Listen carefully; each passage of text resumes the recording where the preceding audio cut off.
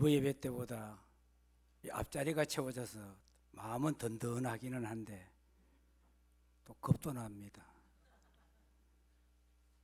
일부 예배 때도 말씀드렸는데 생명나무 교회가 설립될 때 제가 설교한 적이 있습니다. 설립되고 지금까지 지켜보고 또 이것으로 이전하고 이런 과정을 보면서 우리 생명나무 교회가 생명나무처럼 이렇게 잘 성장해 가고 더 아름다워지는 교회를 늘 옆에 지켜보면서, 그리고 저도 은퇴하고 옥정 지역에 와서 살다 보니까 왔다 갔다 하면서 생명나무 교회를 자주 보기도 하는데, 오늘 이렇게 들어와 함께 예배하고 또 여러분을 만나게 돼서 반갑고, 또 예배하는 중간에 하나님의 놀라운 축복이 함께 할 수 있기를 바랍니다. 여러분, 세상에 살면서 가장 두렵고 떨릴 때가 언제일까? 사람이 살아가는 동안에 가장 두려울 때가 언젠가? 저는 그런 생각을 했어요. 유치원에 다니던 아이가 봄에 초등학교를 입학을 하게 됩니다. 아이가 긴장하지요. 유치원 때 생활과 전혀 다른 세계를 생각해요. 그건 아이만 불안한 게 아니고 그 부모도 불안한 거지요. 아이가 제대로 적용할까 불안한 거지요. 아이가 장성했어요. 20살이 됐어요. 군에 갑니다. 아들을 군에 보내는 부모님의 마음이 불안합니다. 이 아이가 처음 가는 군대 생활을 잘할까? 또 이 아이가 또 딸이 자라서 장성해서 결혼을 합니다. 아이를 가졌습니다. 첫 아이를 낳을 때에 불안합니다. 왜요? 첫 번이니까. 살면서 사람들은 늘 불안한 데가 있지요. 어떻게 해야 되는지. 그러한 불안이 있는 거지. 오늘 본문에 나오는 여호수아도 40년 동안 성경에 별로 나타난 적이 없습니다. 아니 40년 동안 모세를 도왔다는데 별로 나온 적이 없어요. 그 나온 건 언제 나왔을까요? 광야에서 정탐꾼을 보낼 때.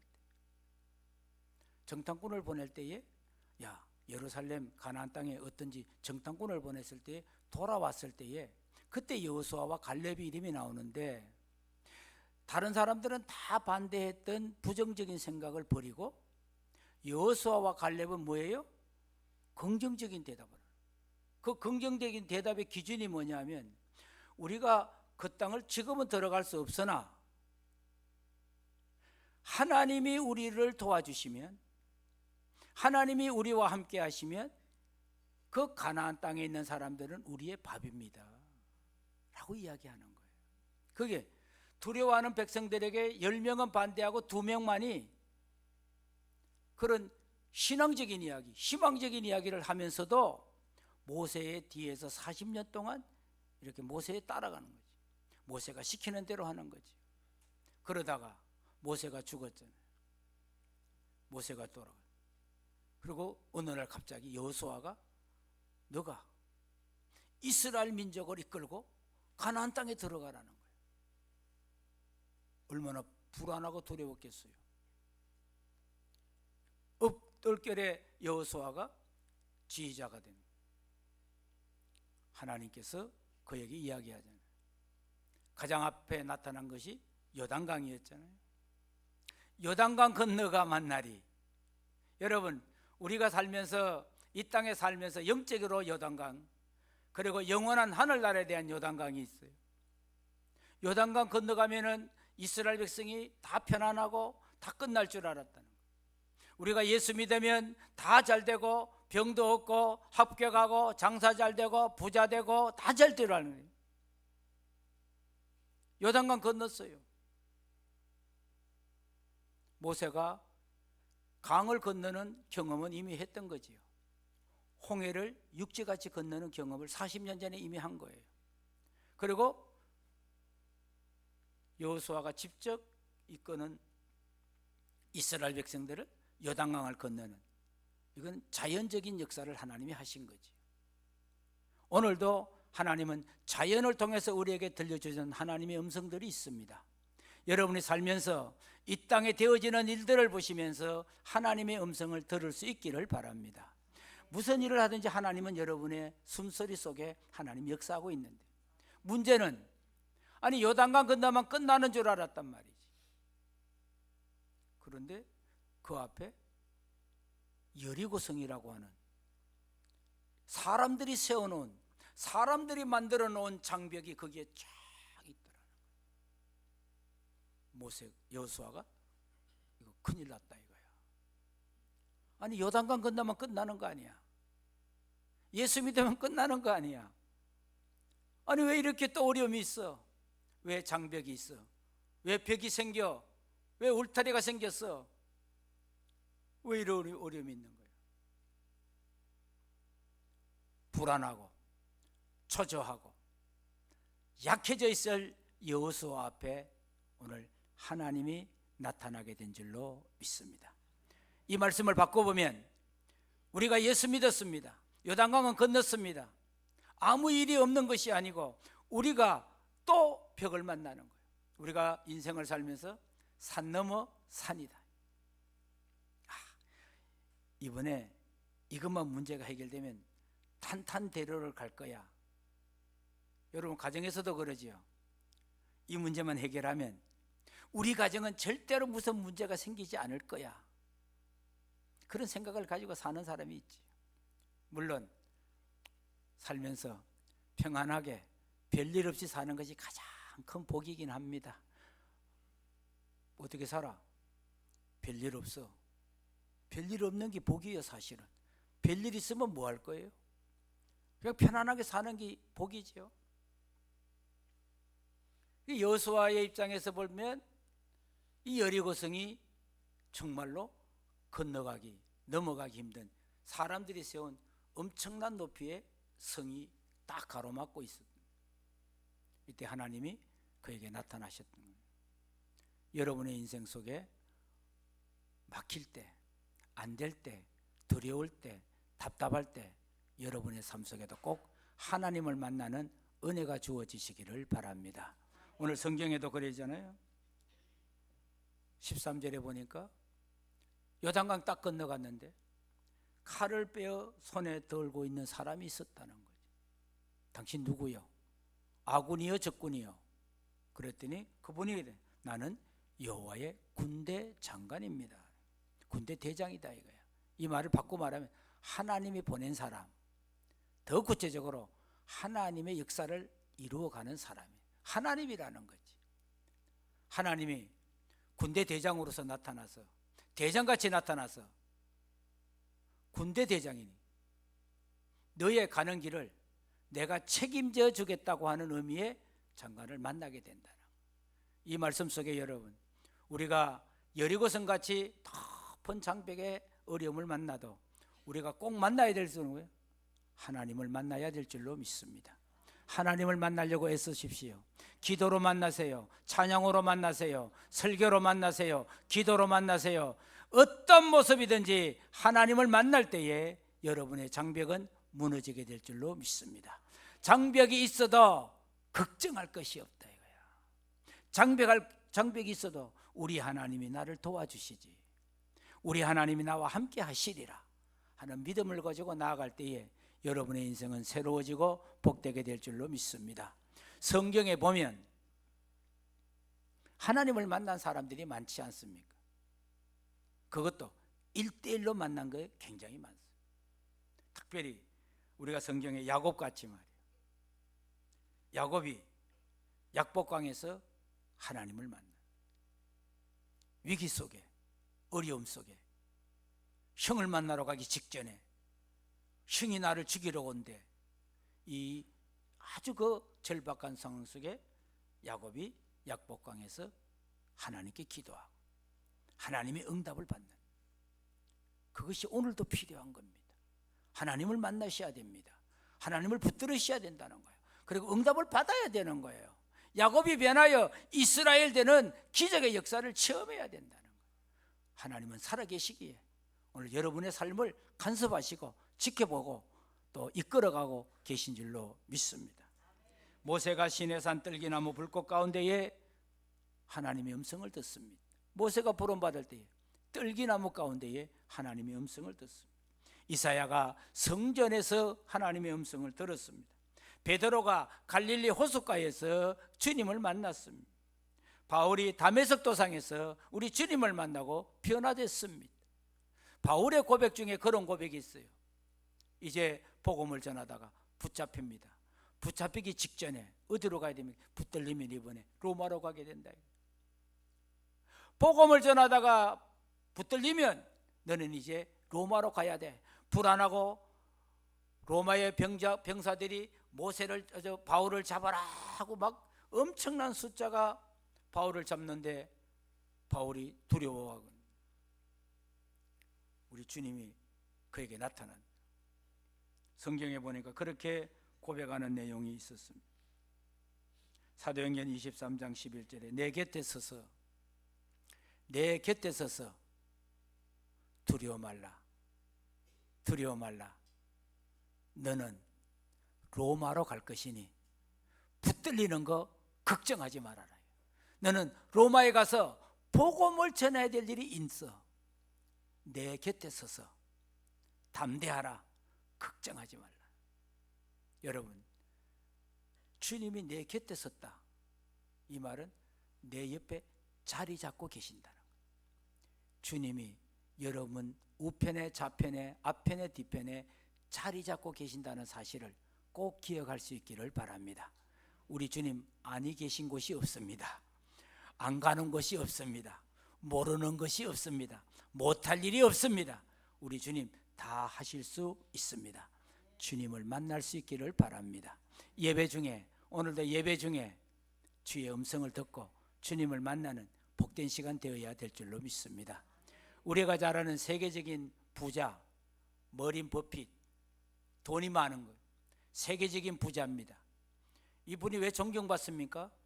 돈이 많다고 해서 존경받는 건 아닙니다. 여러분, 돈이 많은데 이분은 뭘 많이 하는 거예요? 선교와 구제 사업을 엄청나게 하는 거예요. 여러분, 돈 많이 버셔야 돼. 돈 많이 벌어서 좋은 일에 많이 쓰면 그걸 부자를 이상하게 보지 않습니다. 머린 버핏도 그런 거죠. 돈은 엄청나게 많은데 이분도 많이 돕고 사는 거예요. 그런데 이분이 1년에 한 번씩 경매시장에 내놔요. 뭘 내놓는 거예요? 나하고 밥 먹을 사람 경매시장에 내놓는 거예요.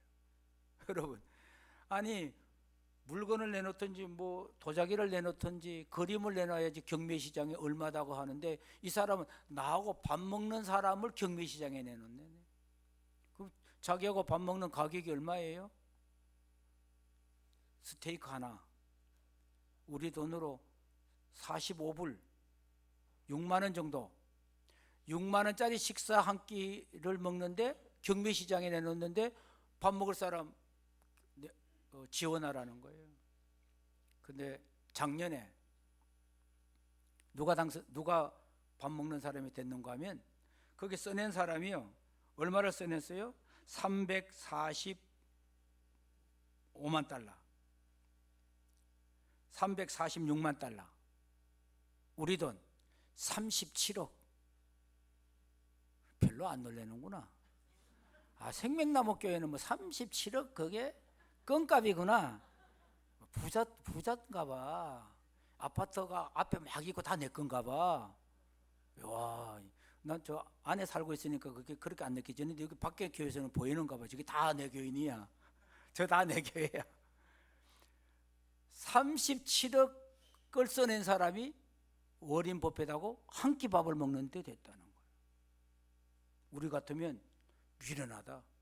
그 돈 가지고 있으면 아니 옥정에 있는 아파트를 수십 채는 사겠다야. 그런 생각을 할 수 있는데 이분은 왜 그 많은 돈을 들여서 워린 버핏하고 밥 한 끼를 먹을까요? 6만 원짜리 밥을 37억을 내고 먹느냐고 말이에요. 그것은 그분과 밥을 먹는 두세 시간 동안에 그분의 인생, 그분의 철학, 그분의 투자 원칙, 그분의 인생의 삶, 그 가치를 배운다는 거예요. 여러분 가만히 생각해 보세요. 37억 주고 밥을 먹는 사람은 그분은 재산이 얼마나 될까요? 우리가 상상할 수 없는 돈을 가진 사람이라고 생각할 수 있어요. 엄청난 돈을 가졌고 그 밥 한 끼는 6만 원짜리 밥을 37억에 먹을 정도면 그 신청한 사람도 보통 사람은 아니지요. 사업가로서 독대한다.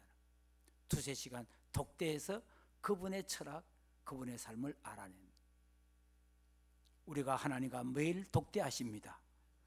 37억 안 내도 독대할 수 있습니다. 하나님은 중요한 건 그거예요. 여기 지금 여호수아가 하나님을 찾아간 것이 아니에요. 하나님이 여호수아를 찾아왔습니다. 여러분, 누구에게 하나님이 찾아오실까요?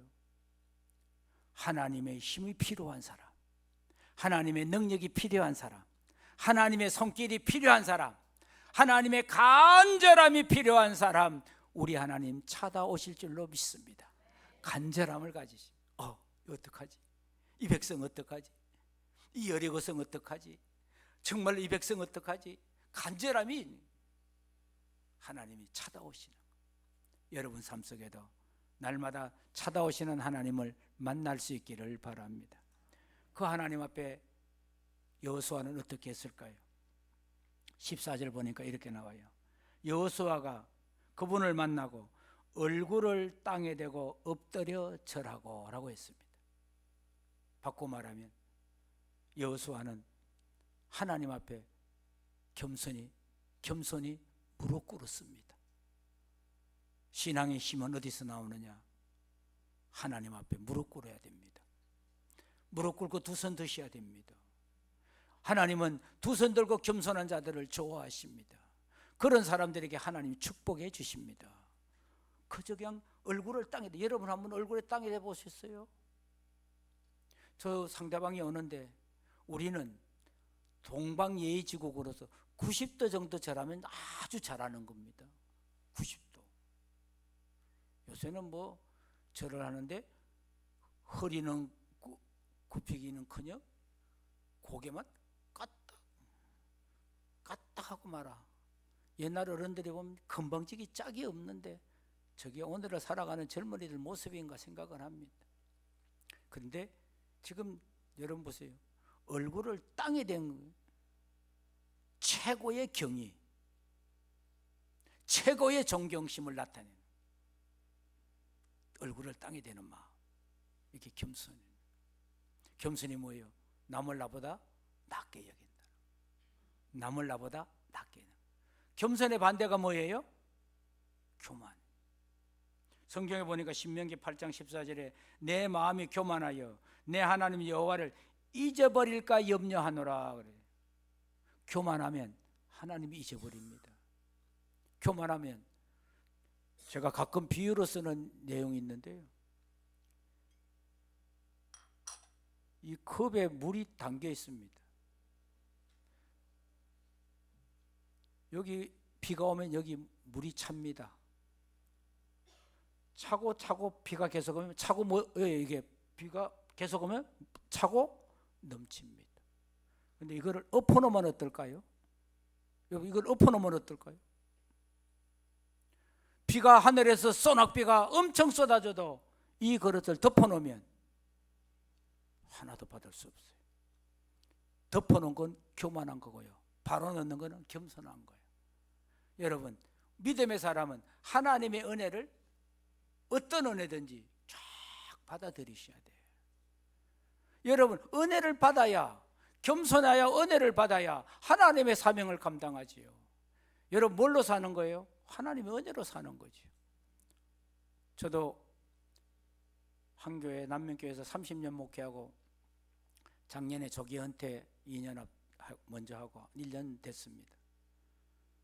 지난 46년 동안 목회하면서 살아온 모든 가정을 생각해 보면 하나님의 은혜지. 하나님의 은혜로 여기까지 왔고 그 은혜를 자꾸 담는 거지요.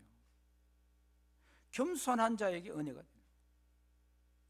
다산 정약용 목민심서에 사람에게 세 가지 손이 있다. 하나는 왼손, 하나는 오른손, 하나는 겸손이다. 왼손 오른손 겸손. 이 오른손 왼손 겸손이 자만, 오만, 교만, 거만한 자를 이길 수 있다 라고 말하는. 여러분 그러잖아요. 스스로 잘난 체하는 자만, 남을 무시하는 오만, 남을 깔보는 교만, 남에게 거들먹거리는 거만, 이 잘못된 만을 겸손한 마음으로 살아갈 때 그게 하나님의 역사입니다. 성경에 보니까 교만이 오면 욕도 온다 그러잖아요. 그러나 겸손한 자에게는 지혜가 있다. 교만은 패망의 선봉이요 거만한 마음은 너버집의 앞잡이다. 사람의 마음에 교만은 멸망의 선봉이요 겸손은 존귀의 앞잡이가 된다. 겸손하십시오. 하나님의 은혜가 그곳에 담겨지게 될 것입니다. 겸손하십시오. 하나님의 역사가 나타나게 될 것입니다. 겸손한 자에게 하나님의 놀라운 은혜를 더해가게 될 줄로 믿습니다. 겸손하여 하나님의 거룩한 역사를 감당하는 여러분 되시기를 바랍니다.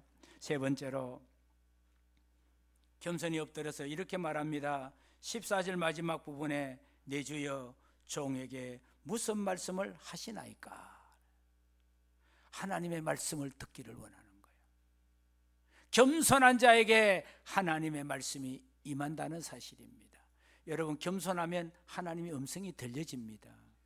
겸손하게 살려. 하나님 말씀하십시오. 지금 여호수아가 하나님의 말씀을 듣겠습니다. 여러분 신앙의 행위 중에 하나가 뭐예요? 하나님의 말씀을 듣는 거지요. 여기가 이 시간 여러분 하나님 말씀 듣습니다. 결단하려고 합니다. 하나님 말씀대로 살아야지. 말씀을 듣고 여러분이 그대로 내가 어떻게 하지? 우리가 대표적인 신앙의 사람인 베드로가 그런 경험을 하게 되지 않습니까? 밤새도록 고기 잡습니다. 여러분 베드로는 다른 건 몰라도 고기 잡는 데는요 전문가입니다. 왜 그럴까요? 태어나면서부터 부모님 밑에서 다른 거는 못 배웠는데 뭘 배웠어요? 고기 잡는 거. 공부는 잘 못했을 수 있는데 고기 잡는 거는 기술이 최고의 기술입니다. 낚시는 밤새도록 고기를 잡아도 안 낚일 수 있어요. 낚시는. 근데 거물은 다릅니다, 여러분. 거물은 샥 던져가지고 조그만 거라도 들어옵니다. 그러니까 이게 거물하고 낚시하고 다른 점이에요. 낚시는 바늘 하나 가지고 이러는 거지만 거물은 샥 던져가지고 적든지 크든지 그게 들어가기만 하면 잡히는데 밤새도록 고기를 잡았으나 잡은 것이 없다. 여러분 장사하는 사람들의 말을 들어보면 장사가 잘 되면 하나도 안 피곤하고 장사가 안 되면 피곤이 배가 되는. 그건 다 그렇습니다, 여러분. 내가 애들한테 밥 해줘도 애들이 공부 잘하면 100점 맞아오면 엄마는 그냥 우리 아들이 그냥 박사가 된 줄 알고 천재가 된 줄 알고 좋아가지고 혼자만 좋아하지 않아. 엄마가 어떻게 해요? 옆집에 아무개한테 우리 아이 100점 맞았대 막 그러면 돼. 그러면 그래 그래야 되는데 옆집 아줌마는 뭐라 그런 줄 아세요? 우리는 두 개 100점이야. 그 힘을 팍 빼는 사람도 있잖아. 그래도 뭐예요? 내가 밥 해주고 일찍 일어나고 그래도 아이가 공부를 잘하니까 피곤하지 않아. 내가 되는 일이 잘 되면 피곤하지 않아. 베드로가 밤새도록 고기 잡았는데 얼마나 피곤하겠어요. 왜? 자기가 그래도 고기 잡는 데는 선수 아니야. 최고의 전문가가 밤새도록 고기 한 마리 못 잡았을까요? 그리고 아침이 돼서 집에 들어가려고 거물을 씻고 있는데 주님이 나타나서 뭐 있냐? 없습니다. 거물을 다시 내려라. 여러분 밤새도록 힘들고 고단하고 피곤하고 고기도 안 잡혔는데 우리 주님 오셔서 다시 거물을 내리라고. 여기에 가장 중요한 포인트는 뭐예요? 난 하기 싫습니다. 피곤해서 못합니다. 이래봐도 나는 고기 전문이에요. 예수님은 뭐의 전문가예요? 전문가라고 보기엔 뭐하는데 예수님은 누구의 아들이에요? 목수의 아들이잖아. 목수의 아들이 어부인 나한테 뭘 그물을 또 던지라 그러냐 이거예요. 이 말입니다. 이게 예수님은 아버지가 목수요. 나는 우리 아버지가 고기 잡는 어부요. 어디다 대고 지금 날 보고 다시 던지라 그러냐, 그런 이야기인데 성경은 이렇게 표현하고 있어요.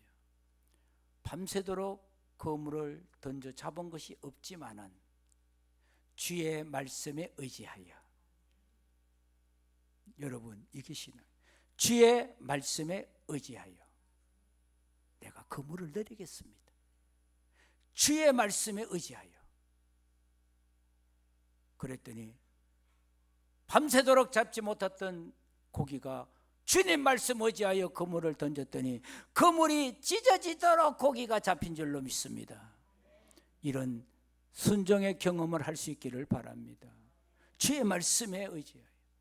오늘도 주의 말씀에 의지하여 오늘도 살고 내일도 살고 영원히 살아 승리하는 여러분 되시기를 바랍니다. 마지막 15절에 이렇게 이야기하지요. 내 발에서 신을 벗어라. 그랬더니 여호수아가 그대로 행하니라. 왜 발을 벗어라 그랬을까요? 이거는 모세에게서 했던 이야기고 신앙인들에게 가끔 했던 이야기입니다. 신발 벗어라. 신발만 벗어라 그랬을 거예요. 이것은 이제부터는 너는 네가 아니고 네가 바로 나다. 내가 시키는 대로 해야 돼. 내가 가라는 대로 가야 돼. 네 신발 네 마음대로, 네 제주대로, 네 능력대로 아니야. 이제부터 내가 가라는 대로, 내가 하라는 대로, 내가 시키는 대로 내 말대로만 살아야 돼. 여러분, 우리가 여호수아가 하나님 앞에 섰던 것처럼 오늘도 우리는 하나님 앞에 서서 하나님이 주시는 말씀, 그 말씀대로 내가 살아가려고 애쓰는 거예요. 그 말씀대로 순종하려고 해보는 거예요. 되든 안 되든 주의 말씀만 생각하고 전진해 나가세요. 나가다 보면 하나님은 결론을 여러분 앞에 나타나게 될 줄로 믿습니다. 시련이 와도 이길 수 있게 하실 겁니다. 역경이 와도 이기게 하실 겁니다. 슬픔이 와도 감당할 수 있게 하실 겁니다. 그리고 기필코 여러분에게 아름다운 역사, 이스라엘 백성들이 결국은 그 넘어지지 않을 것 같던 여리고성 간단하게 하나님이 해결해 주셨습니다. 여러분의 무너지지 않는 것 같은 여러 가지 어려움들도 주님을 만나시고 주님의 음성을 들으시고 주님 앞에 맡기시면 여러분 앞에도 놀라운 주의 기적이 날마다 더해가고 여호수아가 경험했던 하나님의 축복, 오늘을 살아가는 여러분의 축복이 될 수 있기를 주님의 이름으로 축원합니다.